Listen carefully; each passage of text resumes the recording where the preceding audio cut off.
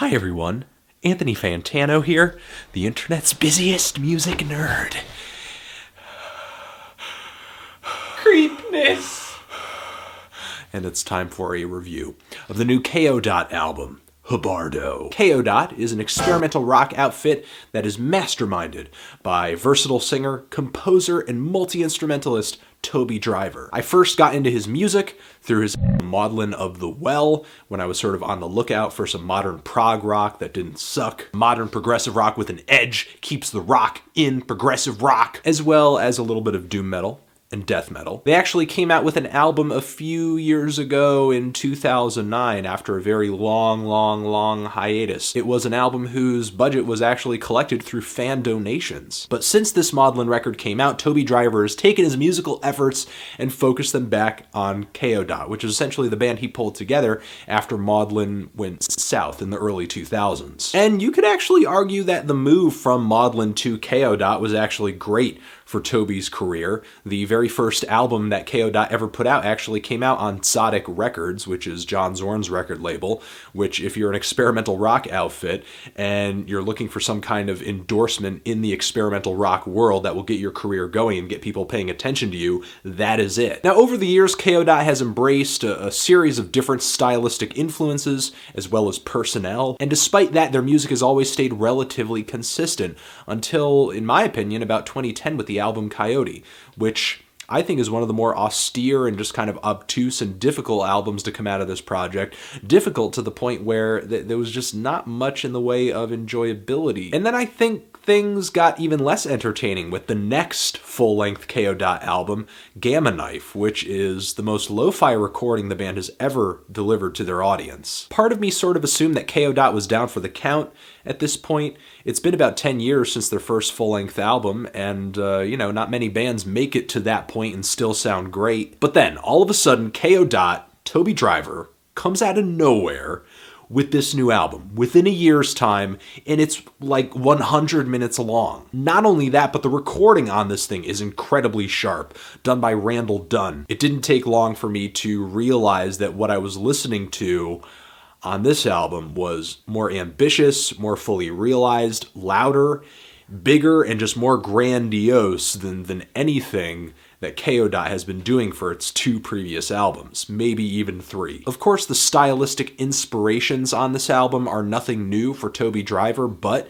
maybe it's a little jarring for some fans to hear them all packed in so tightly into this one 100-minute LP. You have art rock on here, prog rock, avant-garde metal, heavy metal, black metal, death metal, jazz fusion, post-rock, maybe a little bit of sludge metal, some chamber music too, as well as just some beautiful chorus vocals. It's a very diverse album, but somehow Toby gets it to flow pretty well. Even though I think he really kind of left some of what happens on this LP up to chance, maybe just really up to pure improvisation. That much is clear from the opening track on this album. The song is called The Black Stone. It features Jason Byron, who Toby has worked with before, doing guttural vocals on this track. And basically this track involves a lot of just strung out guitars who are playing phrases and playing noises that feel almost random at points.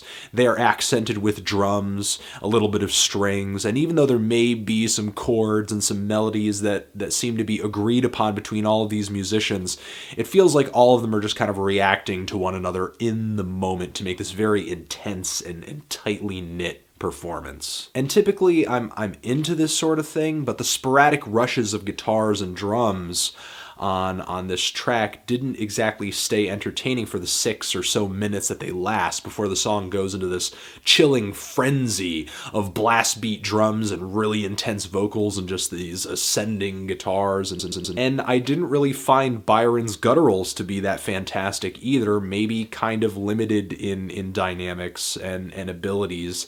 I think there were moments on the beginning of this track where his voice sounded maybe a little cartoonish and just not that chilling. Thankfully, the next track on this thing, CROWN-IN-THE-MUCK, is a little more consistent, a little more coherent. There's some ominous horn harmonies on this track, some great guitar lines, time signatures switch up a little bit. I love the slow, heavy, and passionate, explosive guitars toward the finish of this song and the doubled up shouted vocals. There was almost kind of a punk vibe to this track coming from the vocals that I really liked. The screams were just manic as hell. The song Thief right after seems to be kind of a continuation of this same sort of rock intensity, except there are some incredibly psychedelic reverb effects being thrown all over the vocals and a lot of the instrumentation, making everything bleed into one another. There's some very fast and intense playing all over this track, and then Toby Driver and company sort of make this switch from black metal influenced intensity to the soaring, clean vocals a la Mike Patton. However, this element of surprise,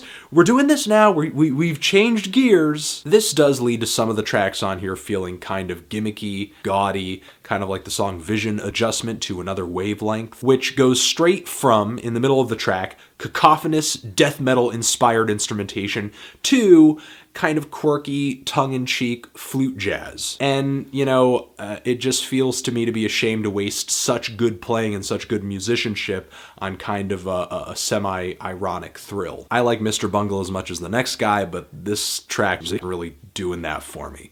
Fortunately, this sort of thing is sort of a rarity on Hubardo. A lot of the song structures on this album do take twists and do take turns, but they are coherent and they flow pretty well. Like the song First Matter, which is this very slow burning synthesizer back piece of goth rock with some pretty good vocals, a nice melody that I like quite a bit. And there's a beat change up in the latter half of the track that really sucks the groove out of the song and I think suspends the song in this really dissonant atmosphere that leaves the track feeling really tense and keeps me on the edge of my seat. The track is a little long-winded at 9 minutes long without a significant amount of changes in between the beginning and the end, but it's still a highlight for me. Where I think padding songs out and maybe writing songs to be a little longer than they need to be is a bigger issue is the song The Second Operation, which in my opinion, is named for a good majority of its 13-minute runtime with some very somber vocals and guitars.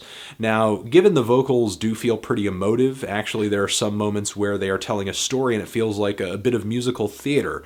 And unless you read into the lyrics before listening to this album, you wouldn't really know how fitting that vibe actually is, given that this album tells a very detailed lyrical story, literally with the lyrics at the end of one track segueing directly into the lyrics of the next track. And the story is about a poet and a stone that falls down from the sky. It scares the townspeople that sort of are staring at it and gawking at it. The poet takes the rock back home with him in some kind of freak experiment involving a lightning rod. The stone explodes. There's a seed inside of it that has a crazy inscription on it. He goes and takes the seed, buries it, comes back the next day to the forest where he buried it to find that there's a river there now. He builds a boat, gets into the river with the boat, and I'm not really going to go that much further than that and spoil the story for you. But on that track where the boat is introduced, which is titled He Built Him a Boat, I actually love the vocal melody. I love the chorus vocals that are in the background on this track, really epic and they feel almost operatic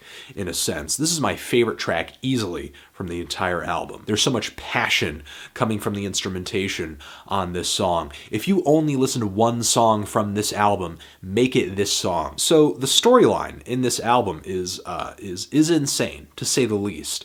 I think my only major issue with it, though, is that it doesn't really feel like, soundtrack-wise, that the vibe of a lot of these songs don't really fit, at least what I perceive to be, the vibe coming from what's actually being told in the lyrics. If the lyrics are actually even audible, because there are a number of tracks here where the lyrics are just literally screamed or shouted, or they're delivered with death metal vocals, or they're buried under a ton of instrumentation. There's only a handful of tracks on this pretty long album where Toby Driver's vocals are actually very clean, intelligible, to the point where you can make out everything he's saying. But case in point, the song Floodgate. This song is easily the most noisy, cacophonous, heavy, and just chaotic song on this entire album, with just instrumentation playing fast and as noisily as possible, just pile on top of each other.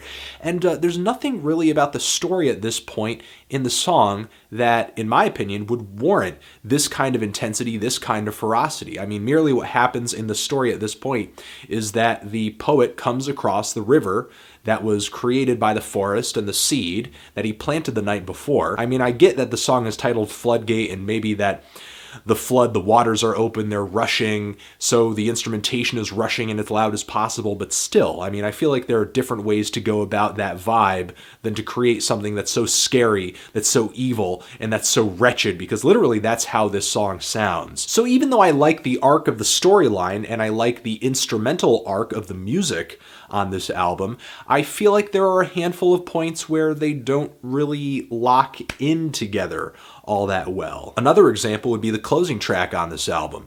The song Passing the River, which is the 10th track on here, instrumentally I think is about as good a closing track as you're going to get, and yet there's another chapter to the story. And instead of maybe bringing in a song that maybe has a bit of a sense of closure to it, we get this kind of quirky jazz fusion instrumental that has these long-winded solos that last until the song is 14 minutes long. Overall, I gotta say, I was impressed with this record. I enjoyed this record quite a bit. I'm happy to see Kayo Dot come through with a project that once again feels ambitious, recorded well, intense, and just at some points a thrill to listen to. However, I thought that the concept that this album came through with was executed really only in an okay way. It's like this album was trying to deliver this really grand storyline, but instead kind of threw dirt on top of it by bringing together instrumentals that sort of buried that storyline, whether it be with some loud guitars or just some obscure or very vocals. But other than that, I think Kayo Dot pulled together a really solid LP. I'm feeling a decent to strong 7 on this thing. Transition, if you've given this Kayo Dot album a listen, what did you think of it? Did you love it? Hate it? Why? What do you think I should review next? And that's it. Also, over at the Maker Music channel, you can find this down in the description box, I have a new episode of my music video review show. You can click on my face to watch the episode. Only the strong subscribe. All mistakes were intentional. Anthony Fantano, Kayo Dot, Hubardo, forever.